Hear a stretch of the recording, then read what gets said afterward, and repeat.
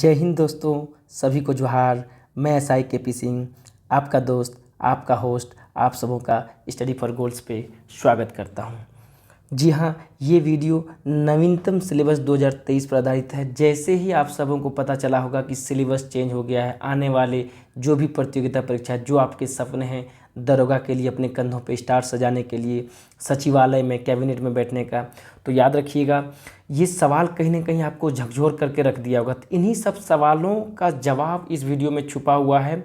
याद रखिएगा, syllabus change, अब क्या होगा, कैसे compete करें औरों के साथ, इन्हीं सब सवालों का उत्तर, साथ ही आपकी चिंताओं पर मरहम पट्टी लगाने, आगे की राह सरल बनाने, पुनः आपको पुराने एकदम स्ट्रॉन्गेस्ट फुल एनर्जी में आपको लाने के लिए ये वीडियो स्टडी फॉर गोल्स पे लाया हूँ, ताकि आप आने वाले जो भी आपको इसमें सब everything, book list, strategy, material, everything के बारे में डिस्कस किया गया है।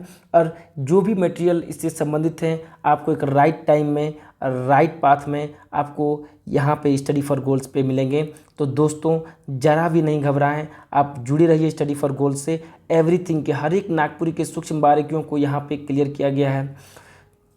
देखिए, हम और आप क्या कर सकते हैं, जो होने का है वो होकर रहेगा। सवाल ये है कि हम और आप क्या कर सकते हैं, इसका जवाब स्टडी फॉर गोल्स के चैनल पे इस वीडियो के माध्यम से मिलेगा। चलिए, अब हम एक स्ट्रेटजी की ओर चलते हैं। क्या कुछ बदलाव हुआ है पुराने से नए में, कहाँ से कंटेंट आपको मिलेंगे, किस बुक को फॉलो करना है, क्या रणनीति होनी चाहिए। तो दोस्तों, ये हताश होने का टाइम नहीं है, ये और भी सुदृढ़ रूप से, और भी क्या है, मजबूती रूप से आपको खड़ा होने का टाइम है और लगे रहने का टाइम है। ठीक है, याद रखिएगा, हम स्टडी फॉर गोल्स केपी, हम यानी KP Singh study for goals, आपको एक नया, आपके टूटते हुए सपने को फिर से जोड़ने के लिए मेहनत कर रहे हैं, उससे नया आकार देंगे। आपके हौसले रूपी पंख को पूरा आसमान देने हेतु केपी सिंह यानी मैं आप सबों के समक्ष उपस्थित हुआ हूं इस वीडियो के माध्यम से। आइए, आपके मंजिल की राह को सुगम बनाते हैं विथ प्रॉपर स्ट्रेटजी। इसके लिए हर एक बारीकियों का पता करते हैं नागपुरी से संबंधित इस वीडियो में। इससे पहले दोस्तों, याद रखिएगा, एक स्टडी फॉर गोल्स के लिए एक नोटिस आप सबों के लिए है कि संपूर्ण नागपुरी जेएसएससी सीजीएल विशिष्ट योग्यता नागपुर नगर पालिका सेवा, जो भी अभी नागपुर नगर पालिका का फॉर्म आया है, आप देखे हैं, उसमें सिलेबस चेंज हो गया है। तो आने वाले नगर पालिका, ये नगर पालिका तो आ चुकी है, विशिष्ट योग्यता, ये सारे सीजीएल, इसमें भी बदलाव आपको देखने को मिलेंगे। यही सिलेबस रहने वाला है। जेएसएससी के द्वारा जारी नोटिफिकेशन के अनुसार झारखंड सचिवालय नगर पालिका सेवा समग्र जेएसएससी सीजीएल विशिष्ट योग्यता का नागपुरी का सिलेबस बदल दिया गया है। स्टडी फॉर गोल्स के सभी स्टूडेंट जो नागपुरी कोर्स से जुड़े हैं, उन्हें उसी कोर्स में नए सिलेबस के अनुसार बैक टू बैक कंटेंट उपलब्ध कराए जाएंगे। इसके लिए कोई अतिरिक्त फी देने की आवश्यकता नहीं है। आप घबराइए नहीं, हर लोगों की कैपेसिटी अलग होती है, सभी के साथ कुछ न कुछ इशू रहता है। फाइनेंशियल प्रॉब्लम तो लगभग लोगों के साथ रहती है। तो जिस पे आप जुड़े हैं, जुड़े रहिए, आपको उसी में सब कुछ अवेलेबल कराया जाएगा नए पैटर्न के माध्यम से। देखिए, अब चलते हैं हम क्या, नागपुरी भाषा। याद रखिएगा, नागपुरी भाषा, नागपुरी भाषा में देखिए क्या है, पहला सेक्शन जो खंड क है, वर्ण विचार, संज्ञा, सर्वनाम, लिंग, वचन, कारक, विशेषण, काल, क्रिया, समास, अव्यय, वाच्य, वाक्य के भेद, विपरार्थक शब्द, उन्नार्थक शब्द। उन्नार्थक शब्द हो गया मतलब जो प्यार, ये सबको जो दर्शाता है, इससे संबंधित है, मिलता जुलता शब्द, ये उन्नार्थक शब्द हो गए। ये व्याकरण में आपको पढ़ना है। ठीक है, अब व्याकरण के लिए क्या बुक आपको फॉलो करना है, इससे संबंधित स्ट्रेटजी को लेकर हैं। तो चलिए, यहाँ ये ग्रामर आपका जो न्यू सिलेबस पे आपका जो पैटर्न पे दिया है, इसको हम लेकर के चलते हैं अपने एनालिसिस पे, अपने ढंग से। क्या बदलाव किया गया है, पहले क्या था, अब क्या है, क्या कुछ नया ऐड हुआ है, और किस बुक को फॉलो किया जाए। तो आइए हम चलते हैं वो हैंड रिटन पीडीएफ नोट्स पे। देखिए, जेएसएससी सीजीएल नगर पालिका विशिष्ट योग्यता, तीनों में आपको सेम सिलेबस देखने को मिलेगा। परीक्षा 2023 एकदम जेएसएससी फॉर्म में है, आपको भी फॉर्म में आ जाने की जरूरत है। Nagpuri by KP sir. उक्त सिलेबस को कंप्लीट करने के हेतु प्रमुख किताबें, जो किताब आपको जरूरत है उसका भी लिस्ट दिया गया है। आप चाहें तो वहाँ से भी आप बुक परचेज कर सकते हैं। देखिए, खंड को हम बात कर रहे हैं व्याकरण की। देखिए, कंप्लीट व्याकरण जो है, जो कंप्लीट आपका जो व्याकरण है, व्याकरण का पोर्शन बुक से पहले हम एक बार चलेंगे। देखिए, यहाँ पे क्या है, यहाँ पे आपके समक्ष हम एक बड़े ही पुराने सिलेबस का कितना प्रतिशत वर्तमान है सिलेबस, क्या कुछ चेंजेस है। जैसे देखिए टॉपिक हो गया, ओल्ड सिलेबस का जो नंबर ऑफ टॉपिक्स है, न्यू सिलेबस का नंबर ऑफ टॉपिक्स, परसेंटेज कमी, परसेंटेज ज़्यादा और कॉमन कंटेंट, इन सबों को आपके समक्ष रखें ताकि हर एक सूक्ष्म बारीकियों को आप अवलोकन कीजिए और अपना धैर्य नहीं खोइए। हर एक संकट का हल है। याद रखिएगा मेरे दोस्तों, हम आदम के बेटे हैं, क्यों सोचें राह सरल होगा। कुछ ज़्यादा वक्त जरूर लगेगा, पर संघर्ष जरूर सफल होगा। हर एक संकट का हल होगा, वो आज नहीं तो कल होगा दोस्तों। तो आप स्टडी फॉर गोल्स पे जुड़े रहिए। देखिए कितने मज़ेदार ढंग से बारीकियों को मैं समझाऊंगा विथ बुक लिस्ट। आपका आधा टेंशन यहीं खत्म। कल से आप इस पर वर्क करना शुरू कर दीजिए। सारे content, video, hand written notes, test series, सब चीज़ यहाँ पे आएगा एग्जाम्स के बिफोर। आप लगा करके अभी भी आप अपने जॉब को सुनिश्चित कर सकते हैं। चलिए अब बारीकियों को समझिए। यहाँ पे अब पहला व्याकरण है। हम किस पे जाते हैं? व्याकरण पे। ठीक है, व्याकरण में देखिए क्या ओल्ड सिलेबस में क्या आपका 20 टॉपिक था। ओल्ड सिलेबस में आपका 20 टॉपिक था। न्यू सिलेबस जो है इसमें आपका 15 टॉपिक है, मतलब 5 टॉपिक को यहाँ से आपका निकाल दिया गया है। तो ग्रामर में देखा जाए तो आपका परसेंटेज कमी कितना है? 25% सिलेबस आपका कमी किया गया है व्याकरण में।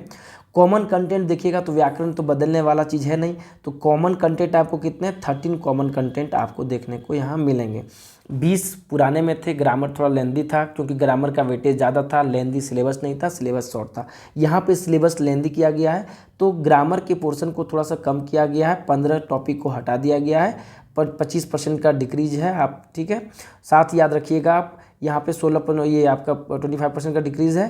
13 कंटेंट आपको सेम है, मतलब आपको क्या है कि ग्रामर एज इट इज़ है, बहुत ज़्यादा आपको मेहनत करने की दरकार नहीं है। जो ग्रामर का कंसेप्ट है उससे आराम से आप पार पा सकते हैं। ठीक है, आइए अब देखते हैं। अब यहाँ पे ग्रामर की ये बाधा समाप्त हो गई। 5 आपको क्या है? 5 पिछले से कम ही पढ़ना है आपको, मतलब आप ग्रामर एवरीथिंग पढ़ चुके हैं। ग्रामर में आपको दिमाग नहीं लगाना है। ठीक है, अब देखिए अब क्या चलते हैं। पहला तो आपको यहाँ एनालिसिस करके बता दिए क्या कुछ चेंज हुई हैं, क्या कुछ बदलाव किया गया है प्रीवियस को लेकर के, अभी से तुलना करके। अब चलते हैं हम बुक लिस्ट पे। अब किस पे चलेंगे? हम बुक लिस्ट पे। आइए तो व्याकरण के बुक लिस्ट पे हम लोग देखते हैं। देखिए पहला क्या है? व्याकरण, कंप्लीट व्याकरण को हम देखेंगे। क्या है? देखिए पहला नागपुरी सदानी बोली कर व्याकरण, नागपुरी सदानी बोली का व्याकरण फादर पीटर शांति नौरंगी। दूसरा नागपुरी सदानी व्याकरण उमेश नंद तिवारी, शकुंतला मिश्र, आई होप सबों के पास आपका होगा। और तीसरा जो है नागपुरी भाषा का व्याकरण डॉक्टर वीरेंद्र कुमार महतो के द्वारा। ये 3 व्याकरण बुक, साथ ही ये भी उतना ही इंपॉर्टेंट है जितना ये तीनों बुक आपका previous year paper with study for goals. यहाँ पे प्रीवियस ईयर पेपर के साथ और इन तीनों व्याकरण की मदद से आप व्याकरण की बाधा को पार कर सकते हैं। तीनों बुक को रखिएगा। कभी कभार क्वेश्चन पूछ लिया जाता है कि इस ग्रामर के हिसाब से काल के कितने भेद हैं या भूतकाल के कितने भेद हैं, इस ग्रामर के हिसाब से अव्यय कितने हैं, इस ग्रामर के हिसाब से संज्ञा को कितने भागों में बांटा गया। तो आप तीनों बुक को आपको रखना होगा, तो सारी चीज़ें क्लियर हो जाएगा। इससे बाहर कुछ भी नहीं आएगा। ये तीनों बुक आप चाहें तो परचेज कर सकते हैं। आई होप ये तो नागपुरी सदानी व्याकरण जो है आपके उमेश नंद तिवारी, शकुंतला मिश्र के बुक आप सबों के पास होगी। ठीक है, अब आते हैं सेकेंड सेगमेंट पे।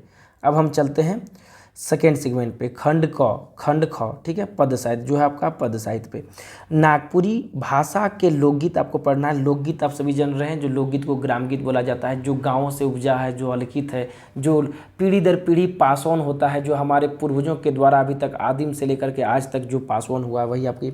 तो लोकगीत की परिभाषा, नागपुरी भाषा के लोकगीत का वर्गीकरण जो किया गया है, साथ ही विविध गीतों का अध्ययन। टोटल आपको 10 गीत पढ़ना है। तो जो वर्गीकरण गीतों का किया गया है आप देखिएगा ग्रामर बुक में जो है संस्कार गीत, पर्व त्योहार गीत, श्रम गीत, बाल गीत, ऋतु गीत, सामान्य गीत, ये गीतों का वर्गीकरण है। तो संस्कार गीत में आपको 3 पढ़ने हैं, पर्व त्योहार गीत आपको 3 पढ़ने हैं, श्रम गीत 1 पढ़ने हैं, बाल गीत 1 पढ़ने हैं, ऋतु गीत 1 पढ़ने हैं, सामान्य गीत आपके 1 पढ़ना है। तो इसमें कुछ मेंशन नहीं किया गया है, यहाँ पे कुछ भी मेंशन नहीं है कि किस गीत को आपको पढ़ना है। तो ऐसे में क्या है कि जैसे बाल गीत से 1 है या संस्कार गीत से 3 है, तो संस्कार गीत बहुत सारे हैं तो 3 मेंशन नहीं किया गया है। 3 किसी से भी पूछ सकता है। तो संस्कार गीत में जो भी गीत संस्कार से रिलेटेड है, जो इम्पोर्टेंट है, उसको जरूर पढ़ना है। और यहाँ पे मैं KP Singh in study for goals platform के माध्यम से आपको जो इम्पोर्टेंट गीत है संस्कार में उसको जरूर कवर कराऊंगा। उसका डीप एनालिसिस प्लस उससे जो क्वेश्चन आ चुके हैं और आने वाले जो भविष्य में क्वेश्चन हैं, इन सारे चीज़ों को आपको समक्ष में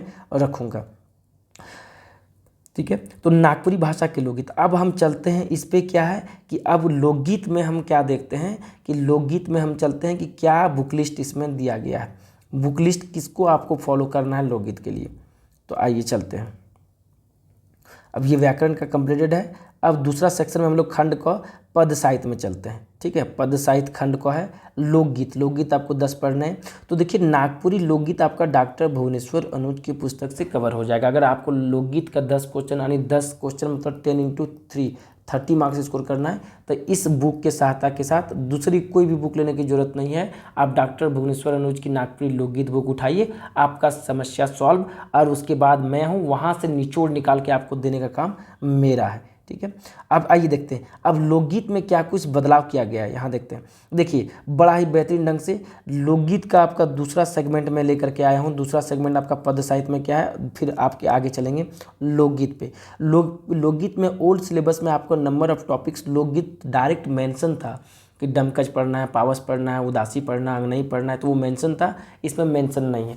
तो उस समय ओल्ड सिलेबस में 12 टॉपिक थे आपके, लोकगीत 12 मेंशन था।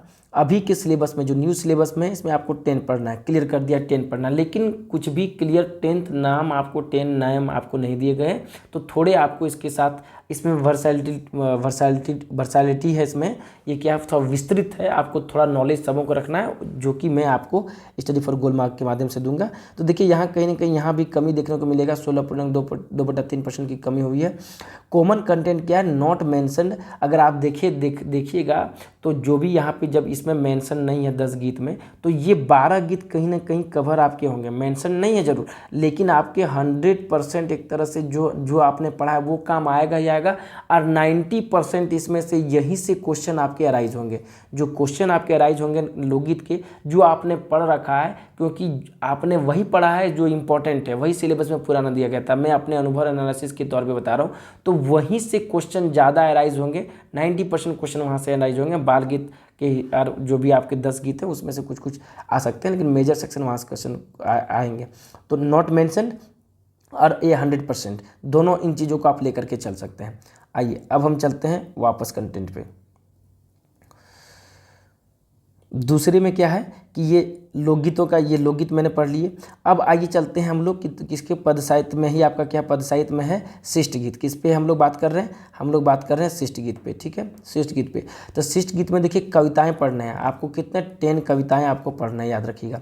जागा जागा सीडी सिंह का, बिरसा तोर याद में, नागपुर भाई मन, जेठमास अति, तुलसी और कैक्टस, तोर बेतरा में, नावा सालक नावा गीत, गाँव कर सांझ, मुलुक भारत, जगत जननी, ये 10 कविता आपको पढ़ना है। साथ ही गीत भी आपको इस बार पढ़ना है।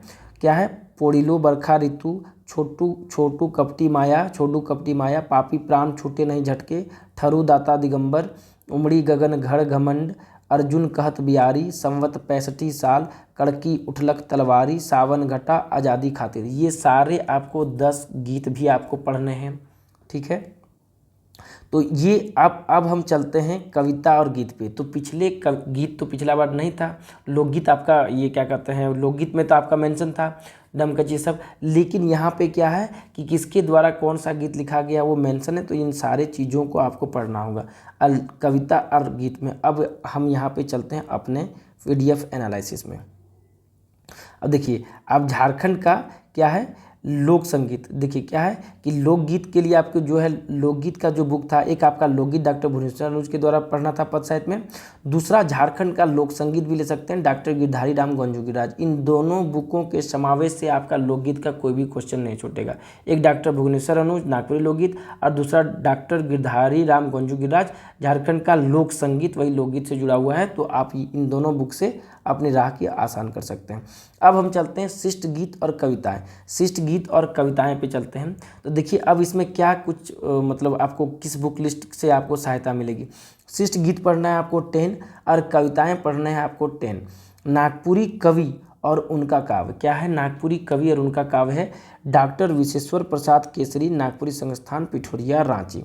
क्या है, नागपुरी संस्थान पिठोरिया रांची लेना है। मतलब इस बुक से आपका शिष्ट गीत और कविता का काम खत्म। जो शिष्ट गीत 10 आपके मेंशन थे और जो कविता 10 है, तो ये 10 कविता 10 गीत का समावेश नागपुरी कवि और उनका काव्य, जो कि डॉक्टर विश्वेश्वर प्रसाद केसरी द्वारा लिखा गया है, यहाँ पे आपको सारी चीज़ मिल जाएंगे। तो ये बुक आपको रखने ही होंगे, ठीक है, ये बुक आप ले सकते हैं। साथ ही इसका कंटेंट आपको स्टडी फॉर गोल्स के द्वारा, मेरे द्वारा बना करके आपको दिया जाएगा। इसलिए आप ज़रूर से ज़रूर CGL में आप बैच में इनरोल हो जाइएगा आने वाले भविष्य के लिए, क्योंकि अभी पैटर्न चेंज हो गया है। अगर आपको औरों से आगे निकलना है तो आपको स्टार्टिंग से लगना होगा। तो यही राइट टाइम है, यही राइट अप्रोच है कि आप स्टडी फॉर गोल्स के नागपुरी बैचेस से जुड़ जाइए, इनरोल होकर। कंटेंट को धीरे धीरे अपडेट हम लोग भी करते चलेंगे, आप भी अपडेट होते चलिएगा। अब हम लोग देखते हैं कि शिष्ट गीत और कविता में क्या कुछ चेंजेस हुआ है। आइए अब एनालिसिस, मेरा एनालिसिस जो है प्रीवियस को लेकर के क्या है देखिए। अब चलते हैं पहले शिष्ट गीत। शिष्ट गीत क्या ओल्ड सिलेबस में आपका 0 था, शिष्ट गीत में न्यू सिलेबस में आपका 10 है, कुछ भी नहीं पढ़ना, मतलब 100% की बढ़ोतरी है। वहाँ शिष्ट गीत आपको पुराना सिलेबस में कुछ भी नहीं था, यहाँ आपको 10 है, मतलब ये बिल्कुल आपके लिए नया है। आपको इसमें एनर्जी ज़्यादा डाइवेस्ट करने की ज़रूरत है। कॉमन कंटेंट कुछ मेंशन है ही नहीं, कुछ पहले पढ़ना ही नहीं था। अब चलिए कविता। कविता जो आपका था पिछला, आप देखिएगा तो आपको वनकेवरा भाग 1 पढ़ना था, जिसमें 32 कविता मेंशन थे। अभी कविता आपको 10 पढ़ने हैं, 10 मेंशन कर दिया गया है कविता, किन के द्वारा कौन कविता लिखा गया मेंशन किया हुआ है। तो 68.3/4% मतलब 68-69% का कविता में गिरावट है। बहुत ही कम मेहनत में कविता आपका यहाँ कवर हो जाएगा। 32 कहाँ 10, आप समझ रहे हैं। और जो मेंशनड है कॉमन कविता जो है कुछ भी नहीं, तो 0 है। मतलब जो कॉमन कविता जो 10 दिया गया है वो 32 में से 10 एक भी नहीं है। आपको सारे नई कविताएं, सारे नए सिरे से अच्छे से आपको पढ़ने होंगे, उसके लिए मैं हूँ, टेंशन फ्री रहिए आप। अब आइए नेक्स्ट कंटेंट पे। नेक्स्ट कंटेंट मेरा है, ये आपका कंटेंट हो गया। पहला हम लोग देख लीजिए, खंड को ग्रामर कंप्लीट कर लिए, पद साहित्य हम लोग कंप्लीट कर लिए खंड को। अब हम लोग चलते हैं खंड ग जो है गद्य साहित्य पे। अब देखिए इसमें नागपुरी लोक कथा का जिक्र किया गया है, जिसमें 10 लोक कथा को पढ़ना है, जो कि आपको मेंशन है। जिस प्रकार आपको लोकगीत, वहाँ पे आपको क्या कहते हैं, लोकगीत में जो आपको मेंशन नहीं था, बाद में आपको जो शिष्ट गीत मेंशन है, लोकगीत मेंशन नहीं है। तो मेंशन करने पे क्या है कि राह आसान हो जाती है, आप चीज़ों को आराम से कवर कर सकते हैं। बहुत ही बेहतरीन ढंग से आपको ऐसे समझाऊंगा इन कहानी को कि आपके दिमाग में छप जाएगा। तो ये 10 लोक कथा आपको पढ़ना है। साथ ही देखिए क्या लोक कथा के साथ साथ क्या है आपके समक्ष शिष्ट कथाएं भी हैं। नागपुरी भाषा की 8 आधुनिक कहानियाँ, शिष्ट कथा जो नागपुरी भाषा की जो आधुनिक कहानियाँ, उसमें ये 8 कहानियाँ आपको पढ़ना है।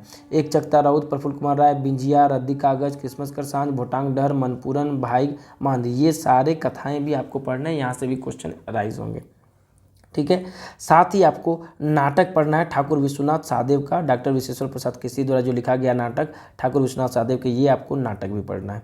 चौथा आपका क्या है, साहित्यिक निबंध। साहित्यिक निबंध जो है आपको नागपुरी भाषा के 8 साहित्यकारों का जीवन परिचय पढ़ना है। जो साहित्यकार हैं, जो निबंध हैं, तो उनके जीवन परिचय की स्टार्टिंग से, उनके जन्म से लेकर के, शादी से लेकर के, एजुकेशन, उनके अंतिम यात्रा तक आपको उनके साथ साथ चलना, पूरा परिचय को पढ़ना है।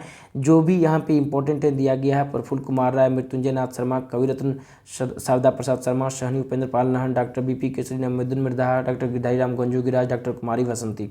तो इन सबों के बारे में एवरीथिंग का आपके पास मटेरियल होना चाहिए, नोट्स होना चाहिए और डाटा। साथ ही जब देखिए 8 हो गए तो इन सबों का डाटा कि विवाह किनके साथ हुआ, कब हुआ, मैट्रिक पास कब किए, ग्रेजुएशन कब किए, पहली नौकरी कब किए, बुक कौन से लिखे, किस नाम से पुकारे जाते हैं, जाने जाते हैं, इन सारे चीज़ों का आपके पास डाटा जो आपको हम KP Singh study for goals पे प्रोवाइड करेंगे, ये डाटा आपके दिमाग में फिट होना चाहिए और समय के साथ विथ टाइम ज़रूर मैं आपको फिट करूँगा।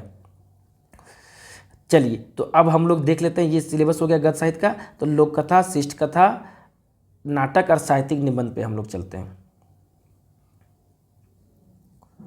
देखिए खंड को, अब खंड गौ में आ गए हम लोग, किस पे, गद्य साहित्य पे। गद्य साहित्य को हम पढ़ रहे हैं, इसमें क्या है, लोक कथा। लोक कथा 10th मेंशन है, तो याद रखिएगा लोक कथा जो 10 है आपका नागपुरी लोक साहित्य लीजिएगा, जो कि डॉक्टर भुवनेश्वर अनुज द्वारा लिखा गया है। तो यहाँ आपके 10 लोक कथा आपके आराम से कवर हो जाएंगे, ठीक है। यहाँ पे क्या है, आपके 10 लोक कथा आराम से कवर हो जाएंगे। नागपुरी लोक साहित्य के 10 कथा याद रखिएगा। लोक कथा के लिए क्या लेंगे, डॉक्टर भुवनेश्वर अनुज की नागपुरी लोक साहित्य, इस बुक को आपको लेना होगा। अब लोक कथा के बाद हम लोग किस पे चलते हैं, शिष्ट कथा। शिष्ट कथा में क्या है, 8। शिष्ट कथा में कितना टोटल पढ़ना है आपको, टोटल 8 पढ़ने हैं। पहला देखिए क्या है, एक चकता राउत, दूसरा कांटी, तीसरा रुगड़ा खुखड़ी, ये 3 किताब है। एक चकता राउत किसके द्वारा लिखा गया है, शकुंतला मिश्र प्लस डॉक्टर उमेश नंद तिवारी के द्वारा लिखा गया है। कांटी किसके द्वारा लिखा गया? डॉक्टर विश्वेश्वर प्रसाद केसरी के द्वारा लिखा गया है। और रुगड़ा खुखड़ी किसके द्वारा लिखा गया? तो डॉक्टर गिरधारी राम गंजू गिरिराज द्वारा लिखा गया है। तो शिष्ट कथा की जो 8 कहानियाँ हैं, आप एक चकता रौद, कांटी और रुगड़ा खुखड़ी का बुक का संकलन अपने पास रखेंगे तो यहाँ से ये सारे शिष्ट कथा जो आप 8 हैं आपके कवर होंगे। तीनों बुक में, इन तीनों बुक में ये 8 कथा आपको मिल जाएंगे। तो इन तीनों बुक को आपको अपने पास रखना होगा। चलिए, अब जो नाटक है तो आपका जो है गद्य साहित्य का क्या है, जो नाटक है आपका भाग खंड 3 में 3 का तीसरा देख रहे हैं हम लोग। क्या है? पहला देखे हम लोग क्या, लोक कथा, गद्य साहित्य में लोक कथा देखे। दूसरा देखे विशिष्ट कथा। अब हम लोग आते हैं तीसरा का तीसरा किस पे? नाटक पे आते हैं। नाटक ठाकर विश्वनाथ शाही नाटक पढ़ना है। किसके द्वारा लिखा गया? रिटन बाय डॉक्टर विश्वेश्वर प्रसाद केसरी द्वारा लिखा गया है। तो इस नाटक ठाकुर विश्वनाथ शाही का डॉक्टर विश्वेश्वर प्रसाद केसरी द्वारा लिखा गया, तो इस बुक को आपको रखना होगा जो ठाकुर विश्वनाथ शाही है, रिटन बाय डॉक्टर विश्वेश्वर प्रसाद केसरी, या इसका कंटेंट कहीं भी मिलता है तो आप वहाँ से चीज़ों को उठा सकते हैं। चौथा, साहित्यिक निबंध। जी हाँ, ये बहुत ही इंपॉर्टेंट सेगमेंट है जो बिल्कुल नया है। साहित्यिक निबंध 8 जीवन परिचय जो है, जो यहाँ के जो भीष्म पितामह लोग हैं जिन्होंने नागपुरी को सींचा, बड़ा किया, उनके बारे में, निबंध के बारे में जानना है। देखिए, तो इनके लिए क्या है, इनके लिए भी 2 पुस्तकें हैं, एक नागपुरी कवि और उनका काव्य, दूसरा आधुनिक नागपुरी मनक कवि मनक साहित्यिक परिचय। नागपुरी कवि और उनका काव्य लिखा गया है डॉक्टर विश्वेश्वर प्रसाद केसरी द्वारा, और दूसरा है आधुनिक नागपुरी कवि मनक साहित्यिक परिचय, ये वीरेंद्र कुमार महतो द्वारा लिखा गया। यानी डॉक्टर विश्वेश्वर प्रसाद केसरी प्लस वीरेंद्र कुमार महतो की अगर आप बुक ले लेते हैं, नागपुरी कवि और उनका काव्य, साथ ही आधुनिक नागपुरी कवि मनक साहित्यिक परिचय, तो इसमें आपका सबों के बारे में है, लेकिन हमको क्या है पढ़ना कितना है? सिर्फ 8 है। तो यहाँ से आपको 8 जो कवि परिचय, जो जीवन परिचय जो पढ़ना है, आप इजी वे से यहाँ से कंटेंट को प्राप्त कर सकते हैं। ठीक है, याद रखिएगा, study for goods complete hand written notes coming soon. एकदम इसी तरह मुस्कुराते रहिए, यहाँ पर आपको कंप्लीट हैंड रिटन नोट्स मिल रहा है। पुराने सिलेबस का कितना प्रतिशत है वर्तमान सिलेबस? तो व्याकरण, लोकगीत, शिष्ट गीत, कविता हम आपको बता चुके हैं। अब हम पढ़ते हैं लोक कथा, शिष्ट कथा, नाटक, निबंध, लेख, संरचनात्मक जो था आपका, उसके हिसाब से डाइवर्ट करके उसको बना दिए, अलग अलग करके बाइफरकेट करके बनाया गया है। जैसे आपका वन कैमरा भाग 1 में क्या था? निबंध था, लेख था, संस्मरणात्मक था, नाटक था, कहानी था, तो उसके आधार पे हम भी चीज़ों को चलेंगे।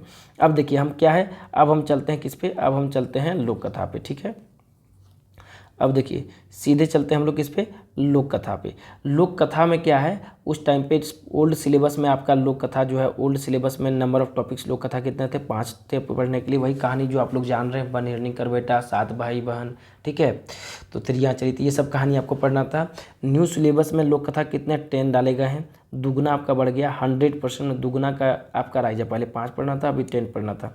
कॉमन कंटेंट क्या है? 1 है, जो वन हिरनी कर बेटा, वन हिरनी कर बेटा कॉमन कंटेंट बस 1 है, यही आपको एक मिलेगा, जो आपके पास PDF मटेरियल, नोट्स और एवरीथिंग आपके दिमाग में होगा। बाद बाकी 9 कहानी आपको नए सिरे से पढ़ने होंगे। क्लियर? चलिए अब हम